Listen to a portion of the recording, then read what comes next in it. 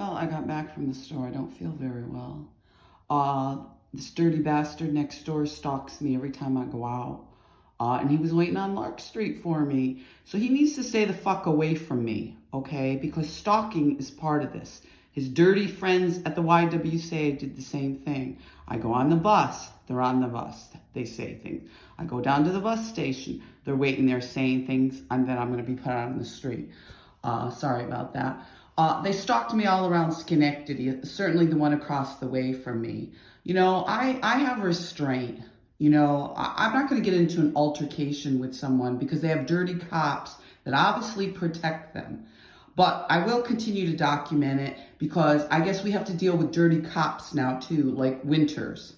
Okay, so this dirty bastard's waiting for me on Lark Street. He's followed me around Lark Street in Schenectady. Every time I leave here, he follows me out. He follows me back in. And this goes on repeatedly.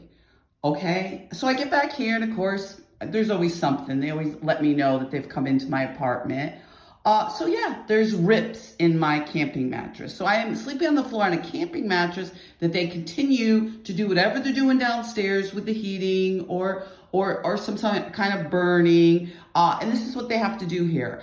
They've stolen things, like I've reported here. They've broken the bed. There's so much that I don't even want to really bother anymore. It's just repugnant that you can continue to do this with the amount of suffering going on and what people are going through. But this is what these people sit around all day and do. Get stoned, whatever drugs they're doing. And then they get their girlfriends, and you better stay off my fucking channel because I'm getting a little tired of whatever they are.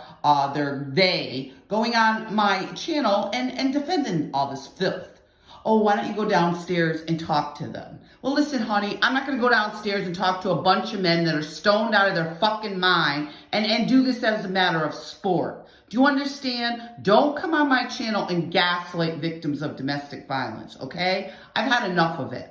Okay, they get their friends on here to go on the channel and say things. Well, why don't you do this? Why don't you do that? Well, gee, it sounds like this or it sounds like that. Why, you know what? Get off my channel. We don't need you people doing this, okay? This is why we have a channel now, and we're speaking out, and we can do things like this to counteract some of this, because obviously they got their little pig department over here in Albany, New York, that comes around and chatted them up when they come over here knocking on people's doors about gunshots. So this is what these people do for fun. This is what Mr. Winters did for fun when he wasn't binging on slasher movies and watching women in precarious situations scream for help and be unable to get out. And I could go on, but you know, it's so petty and disgusting, I'm not gonna, other than to keep documenting 40 years later. And this is exactly what stalking is, with his scumbag friends that hung around on Dana Avenue. And I asked them if they knew Fred Winters, and they all lied, and they're saying no, because they're,